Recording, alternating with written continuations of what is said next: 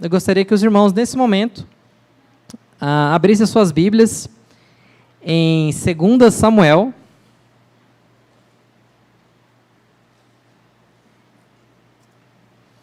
Segundo Samuel, capítulo 9.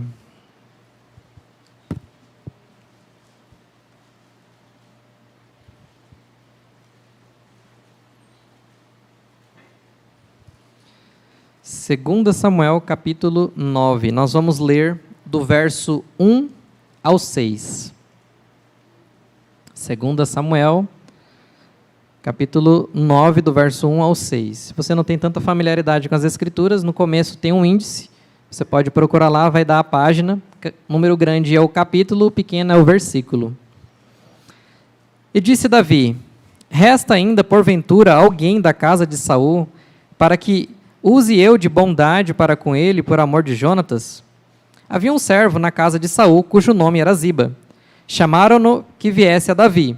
Perguntou-lhe o rei: és tu Ziba? Respondeu: eu mesmo, teu servo. Disse-lhe o rei: não há ainda alguém da casa de Saul para que use eu da bondade de Deus para com ele? Então Ziba respondeu ao rei: ainda há um filho de Jonatas, aleijado de ambos os pés. E onde está? Perguntou-lhe o rei. Ziba lhe respondeu: está na casa de Maquir, filho de Amiel, em Lodebar. Então mandou o rei Davi trazê-lo de Lodebar, da casa de Maquir, filho de Amiel. Vindo Mefibosete, filho de Jonatas, filho de Saul, a Davi, inclinou-se. Prostrando-se com o rosto em terra, disse-lhe Davi, Mefibosete. Ele disse: eis aqui teu servo.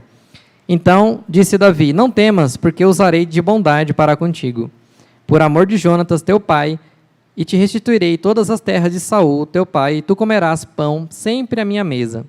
Então se inclinou e disse: quem é teu servo, para teres olhado para um cão morto, tal como eu? Chamou Davi a Ziba, servo de Saul, e lhe disse: tudo que pertencia a Saul e toda a sua casa dei ao filho de teu senhor. Ó Senhor, usa-me nessa noite, que teu Espírito encha esse lugar, livra de qualquer distrações, ó Pai, e que a tua palavra venha a ser pregada e que o Senhor me use para isso. Em nome de Jesus. Amém. A graça imerecida do Senhor por nós.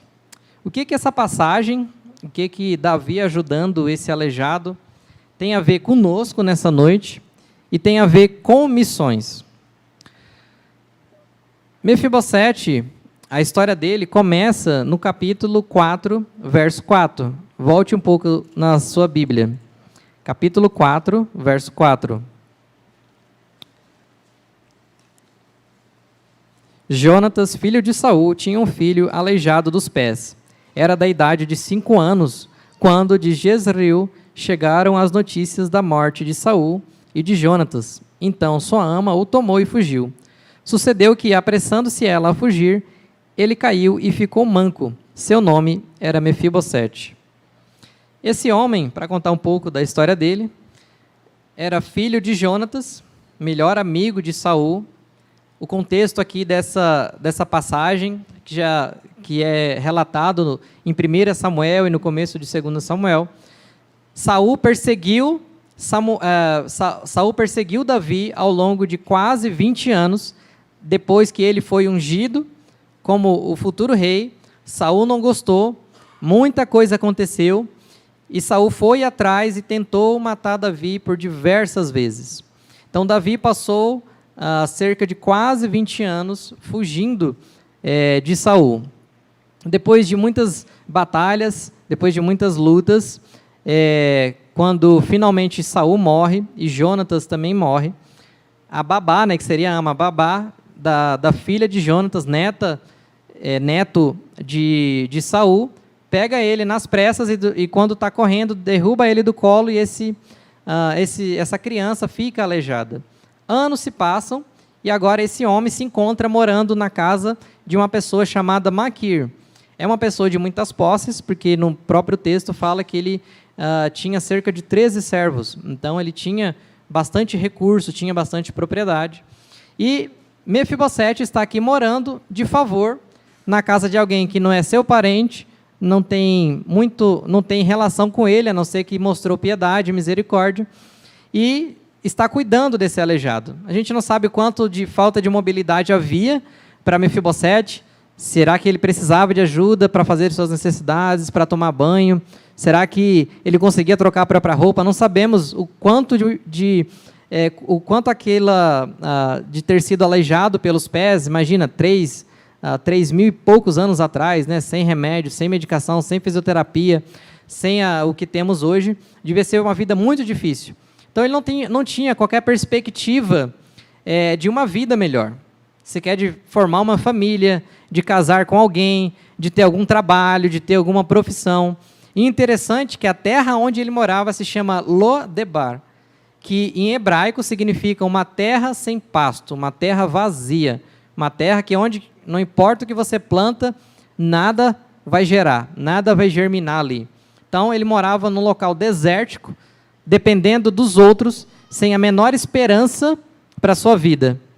Mas um belo dia, alguém bate a porta e pergunta: é aqui que mora Mefibosete? Ele deve ter ficado muito chocado, porque geralmente quem batia a porta chamava pelo dono da casa. Quem será que iria se importar com Mefibosete? Ele soube que era Davi e já foi com muito medo. Muito medo. A gente vê no verso 7, continue com sua Bíblia aberta, que a gente vai lendo os versículos juntos. 9, né, no capítulo 9, no verso 7. Quando Mefibosete chega diante de Davi, ele fala: não temas. Por que ele está usando essa palavra, não tenha medo? Porque era normal, fazia parte da cultura dos povos da época e daquela região, quando o novo rei assumia, se não era pela linhagem, né, era o filho, o neto, era uma outra linhagem assumindo, esse novo rei, ele matava toda a descendência, com a intenção de não haver nenhum tipo de busca por vingança, formar algum tipo de aliança para tirar aquele rei. Então, Mefibosete chega diante de Davi e pensa: agora já era, estou vivendo meus últimos momentos na terra. Davi me chamou porque deu alguma coisa, ele lembrou que existia um descendente de Saul e está vindo atrás de mim para me matar. E Davi vai e fala: não temas. E fala: quero mostrar a bondade a você por causa de Jonatas, seu pai.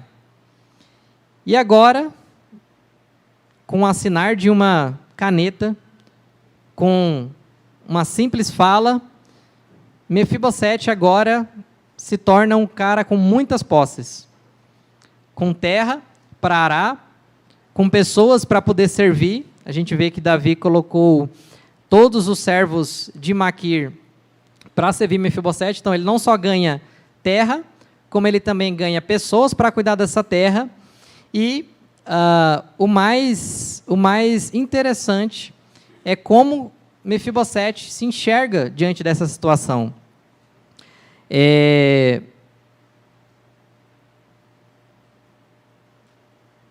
Verso 8. Então se inclinou: quem é teu servo para teres olhados para um cão morto como eu? Quando Davi vai e demonstra essa bondade tão grande, de dar todas as posses agora para ele, muita terra, creio que com animais para cuidar, coisas que eram plantadas lá, que podiam agora eles usufruir disso, ele fala: eu sou um cão morto.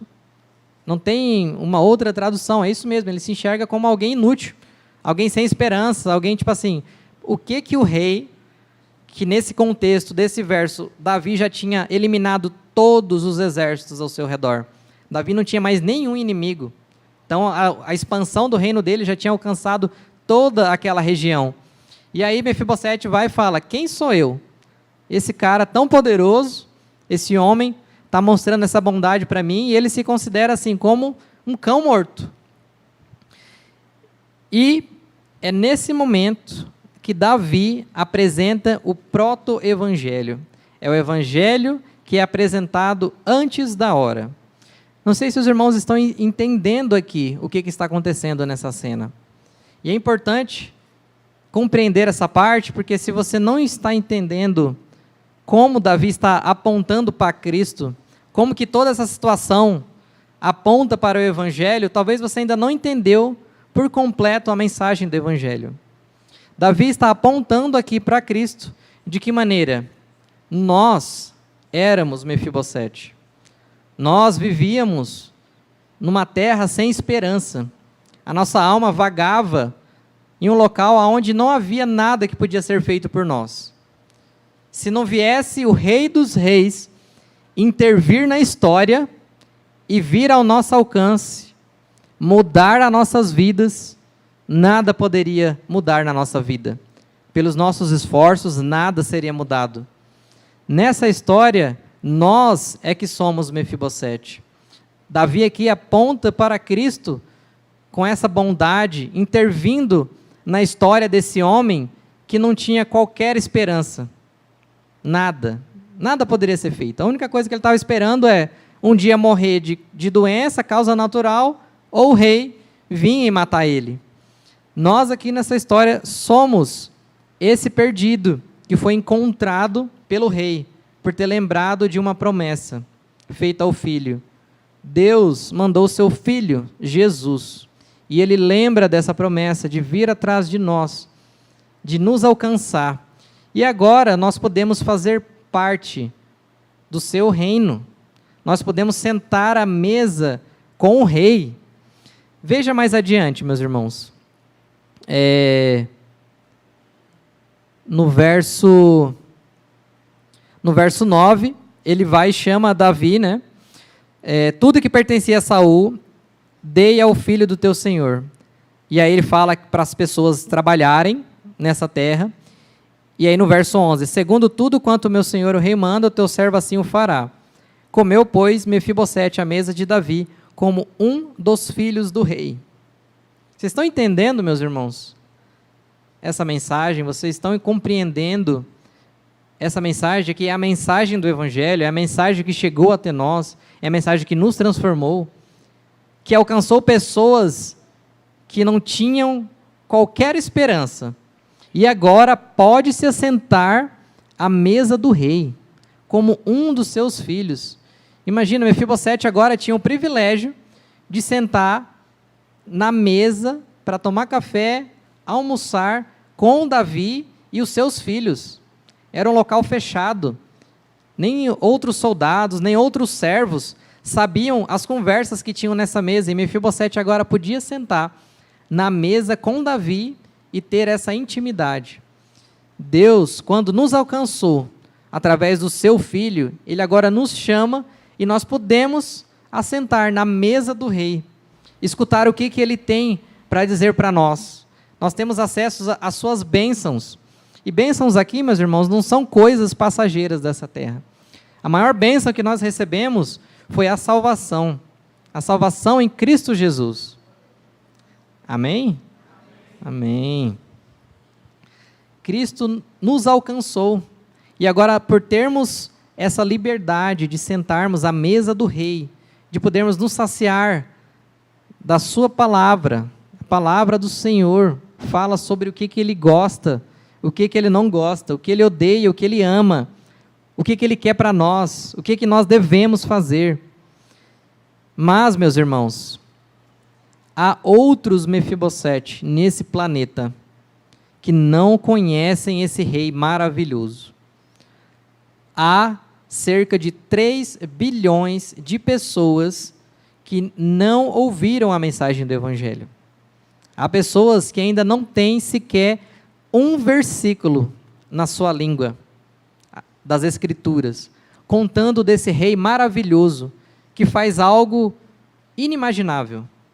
Nenhuma outra religião, nenhuma outra proposta de filosofia fala de uma bondade desse tamanho.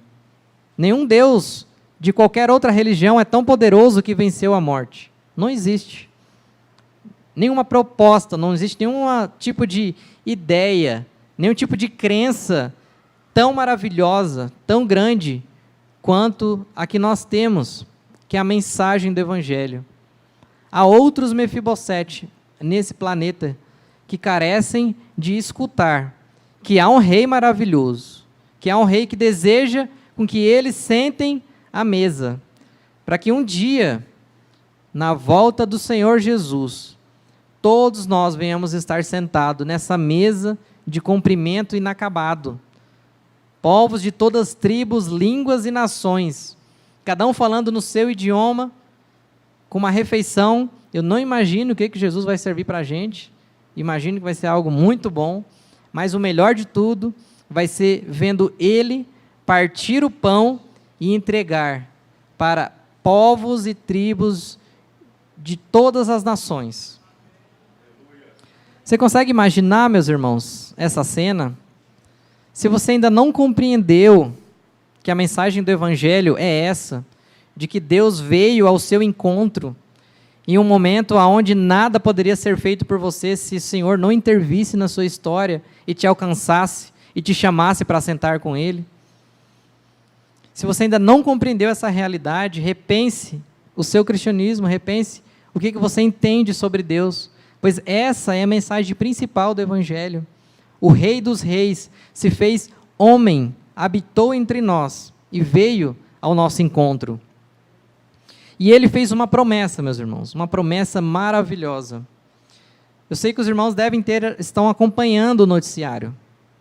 Tantas guerras que se iniciaram, tantos locais que estão em guerra. Cisjordânia, Síria, Afeganistão, Paquistão, agora Israel e Hamas, o Irã entrando, a França, Estados Unidos. Eu creio que, eu não vou perguntar, mas se eu perguntasse aqui, ninguém acho que imagina ou acredita que Jesus leva mais 100 anos para voltar. Jesus não vai levar, meus irmãos, mais 100 anos para voltar. Esse planeta não aguenta e Cristo está às portas. Ele poderia ter escolhido os seus anjos, que iriam fazer a obra de maneira perfeita. Eles não iriam mentir, eles não iriam enganar, eles não iriam precisar de levantar recursos, não iriam precisar de ter limitações de dormir, eles teriam acesso ao Pai irrestrito, conhecem das Escrituras, porque viram os homens de Deus escrevendo a sua palavra.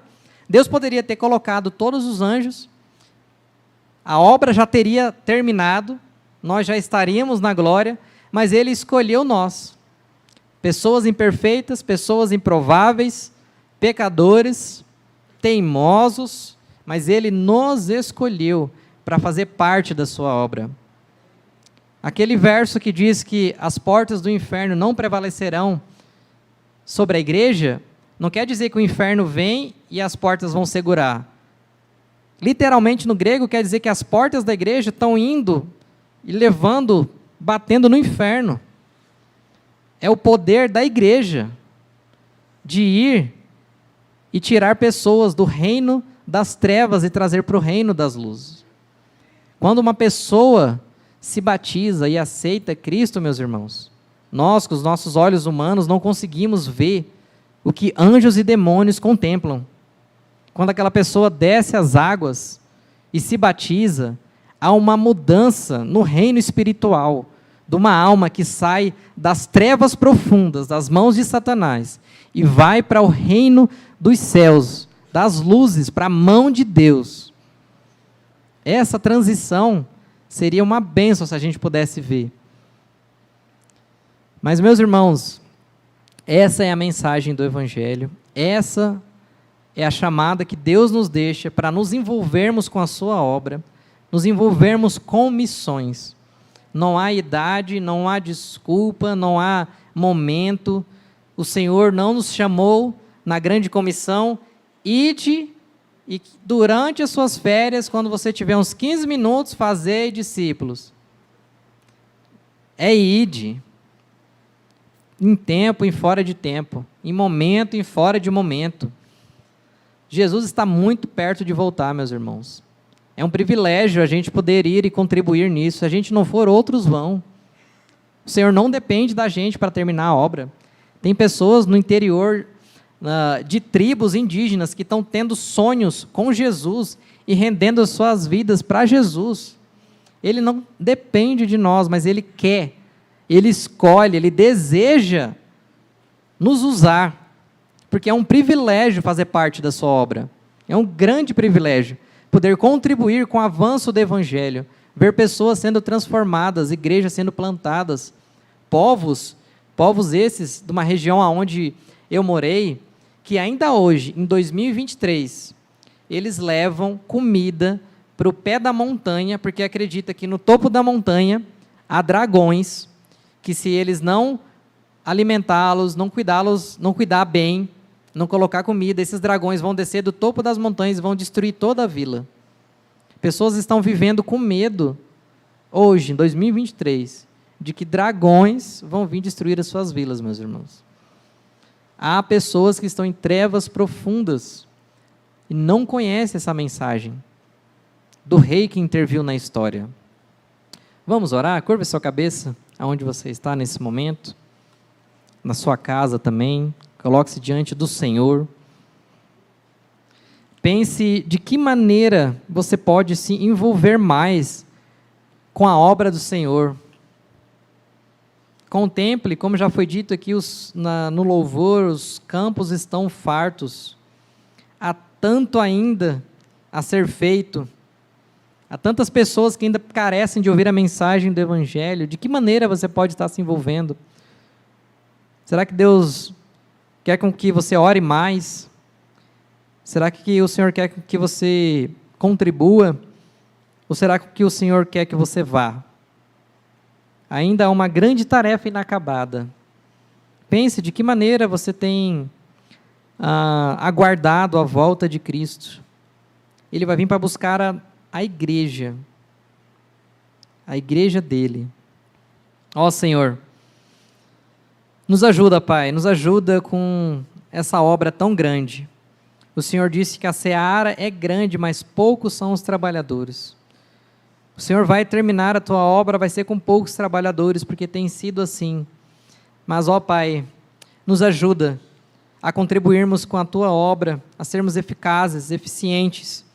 Queremos, ó Pai, estar junto de Ti, aonde quer que o Senhor quer nos levar, seja para uma vida mais intensa, orando por aqueles missionários que estão em locais difíceis, em regiões inóspitas, com frios tenebrosos, ou com calores tão intensos em regiões desérticas, passando por fome, por tribulações, sendo presos, sendo torturados. Ó Pai, continua a mover a Tua igreja, desde aqui até o restante de outras igrejas no Brasil, ó Pai, para nos envolvermos cada vez mais com a Tua obra. Não temos tempo a perder, as trombetas estão prestes a tocar, o Teu Filho amado está prestes a vir para nos levar, mas ainda há um remanescente, Senhor. Ainda há alguns Mefibosete que o Senhor deseja que escutem a Tua palavra, sejam alcançados e transformados pelo poder da Tua palavra, pelo poder do Evangelho.